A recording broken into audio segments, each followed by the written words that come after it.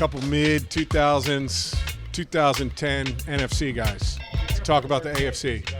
6'7s, mids. You guys played each other a couple times, didn't you? How many times? Yeah. I think like Two or three? twice or 3 times. Two or three? I was going to say about that, yeah. Tony had a ridiculous touchdown. I think it was a touchdown pass. There might have been like 7 or 8 seconds left. It was not advisable what he was doing. He was scrambling. It was a terrible decision. Because I could've and then been they sacked. scored, and I'm like, I had to get out. you have to be kidding me. We won that game, actually. You did win that game. Yeah. And there's I a got out crazy of, like, stat. 4. Yep, I So there's a remember. crazy I was stat. smart. If you score a touchdown with the last touchdown of the half within 2 minutes, your chances of winning go to like 70%. It shouldn't make sense, but it does. And they did it, and I'm watching on the sideline, and I'm like, oh, no, that is not good. But it was probably the riskiest play I ever did because you get destroyed if you take a sack there. And it was one of the more lucky. Great play, though, Tony. Yeah, it's literally. Thanks for making that play. It reminds me of the Favre ones where homegrown would go like, no, yes. I'm curious if you guys remember any of the like super long plays from your. You want to start? You go ahead because you're going to be able to rattle off longer. I don't know, man. I feel like I was, that Tua Mike McDaniel, Kyle Shanahan. Is that the West Coast? It's old school kind of West Coast Those offense. are the longest verbiages. Scattered a West right tight F left. You know, Yeah. 322 Y stick lion can 35 Wanda, whatever it is. It's like, and that one's not even that bad. And I remember having like real anxiety, man. That first year Kyle Shanahan came in, of calling the plays. I was like, why can't we just wristband it, you know? So, like, I just get it right. I can just read it and rip it off, but that's not how they did it. And it was always like I knew the play and I knew the play call and that, but it was always the tagged players. It was like the F and the X, and there were so many tags throughout the play. 100%. I'd be like, I don't know if I screwed that up or called it right. And So- it changes everything. It changes everything. So the systems, there's multiple systems in the NFL. I came from like North Turner, Coryell, where they just gave numbers. So 4, that's a route for the single receiver. So it'd be like, I ride act 4, 428, F drag sit, whatever you want to call it. Well, all you're doing is saying, I right means this is how we line up. Act 4 means here's the protection and the play fake. 428 means we start from the left. 4, 2, 8. That's your route. What he's saying is, I right, act 4, X dig, F shallow cross, Z deep post, F sneak, H sit, can whatever. Now you It's got to come not back and gonna go get through the canned. whole thing again. However, they could make up words for any route where ours could go up to literally 9. Yeah. 10, you That's just argue different with ways 0. to say the same thing, right? But Wildly ours were different tougher ways. to get the nuance to it. Yeah, so how do you differentiate your levels of the 4 route? Here we go. I ride act 4, deep 288. So it's a deep 2 instead of a slam. What's that, like a skinny post? It'd be like deep Glance? It's a deep, Oh, just a drag? Like a deep crossing route? deep crossing route because you call it deep. The 88's the same. They're both double Yeah, posts. posts. And then if I called 288, Yeah, we would have just called that spear. well, that's Seems a lot easier. That's where I think the game has gotten to where now you just have the combination for everyone to know. So you call it Cleveland for this one combination. You call it spear. So you could say spear 88.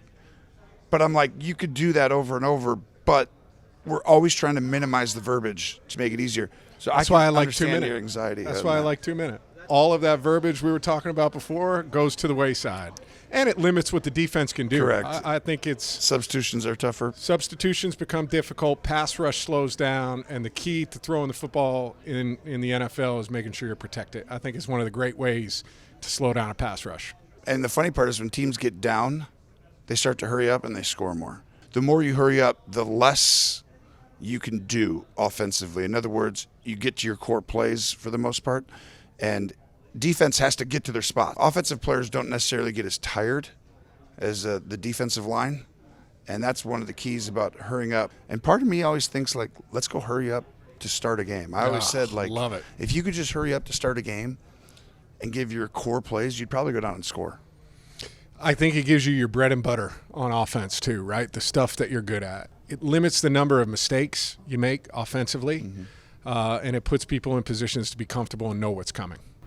All right, what's your favorite route to throw to? For me, it's some kind of version of skinny post. So, whether we used to call them drifts in the Kyle Shanahan offense off a hard play action, kind of a short post coming off it. Yeah. My first pass in my career was a skinny post to Mike Jenkins for a touchdown. I always liked the skinny post. RG3 did it from shotgun. That's right. That was the start of that. But they put me under center. Shotgun would have been nice because you could see It's it so the whole much time. easier, yeah. There's a lot of trust when you've got You're the full trusting cell. when you turn your Yeah, back on that one lot because of you got to trust. just trust that coach got it right.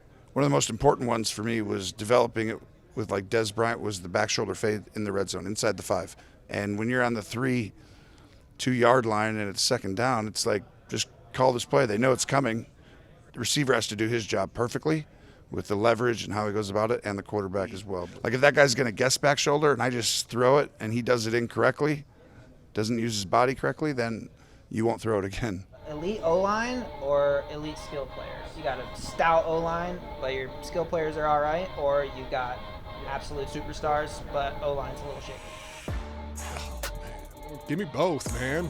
I want both. I take the elite skill players. I know that goes against everything kind of football 101, but it's a game breaker where you can just throw that thing out to the flat to, a Des Bryant or a Julio Jones, and that thing goes to the house. The only reason I would go O-line is because I had a year in 2010, 11, this area where I came to training camp, and it was probably the best skill group I had on the outside. I had Miles Austin Oh, yeah. in his prime. Prime. Des Bryant. Yes. Jason Early on. Witten. Yes. And I was sitting here like, here we go. Like, this is going to be our best offensive season. We're going to light it up. I remember going to the first preseason game, and I think it was against Houston, and I dropped back to throw a slant, and I just literally caught shotgun, said, hi, boom, turned this way to throw, and I got hit. And I remember being like, oh my gosh, I don't think I've ever gotten hit on a slant that fast. And I was like, only 4 guys rushed. And then it was like, that whole season was very difficult because we could never get to the second level. We developed basically some screens for the first time, wide receiver screens. Yeah.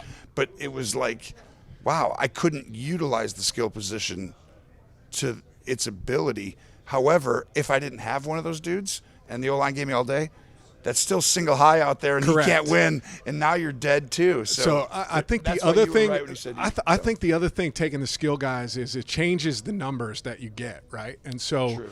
when can you run the ball you better. can run the ball, you don't have to be as proficient on the offensive line because you're getting better looks. Like I played with You Julio can't be Jones. horrendous up front. No, That's the thing. If you're well, of saying course, horrendous of or course. average, you're saying if you're average. if you have average O-line, you would want the skill I position just know the all day. benefit of playing with Julio Jones for 10 years, how much he benefit our run game because of pulling 2 defenders out of – and we would just pray the entire time. The first time we get single high, getting we're the ball. checking out of whatever we're in, That's exactly and the right. ball's going to him. So T.O., Dez, these guys, Julio, yeah, they're game changers. just the true alphas that you have on the outside changed kind of the dynamics for everybody else. If there was a player in today's game that you could have played with, Justin Jefferson would be nice to throw to. I look at his skill set because I like his length, I like his speed, I like his catch radius, smooth route runner. Gives you like clean body language as a quarterback too, of 100%. understanding Everything's- where it's going to be. He's amazing. He seems like he'd be great to play with. A different answer might be like Derrick Henry, Oh yeah, just because now it goes back to your numbers game with like now the skill position's a lot better because now I'm getting those one-on-one opportunities. Justin's a great call too. I mean, there's so many guys. There's so many good players. There's a lot of them. I'll tell you, tight end. I look at Brock Bowers right now as a young player. Oh, He, we were both lucky. I played with Tony Gonzalez. You played with Jason Witten. those are both top 5 tight ends ever. Of all time. Like right? ever that I played with Witt, he played with Tony. Those are literally top 5. I look at a young Brock Bowers, though, in that kind of category of like, that's a guy, if you're a young quarterback and you've got 10 years to play with him, man, I just think he's going to turn into an unreal player. I think the game gets simple when you have a guy who's close to the line of scrimmage, who like, oh, this guy got beat, get him the ball. And then his size, it's like he's not covered per se, but he's fast, explosive, Big, physical, Love quick Vic. twitch. Love Tony G. I think Brock's got some more top end than both of those guys. Well, that's the thing with him. It's like, is he now? Who's the best tight end in the game now? I mean, like, he's going to be rivaling it really soon. Man, He's coming. He's going to be right there really soon. I agree. That would be. Witten always made it easy because it was like, oh, 3 deep, 3 under. They pressured someone. It's like, just run your route a little quicker. Witt would always do it. He understood. Unbelievable option route runner. That's exactly Tony G right. was the same way. It's like he's going to make the right decision. He's going to see the game the way I saw it. That dude moves the chains. All right, guys. Thanks so much. All right, little quarterback roundtable. It's actually great. We should do that more often.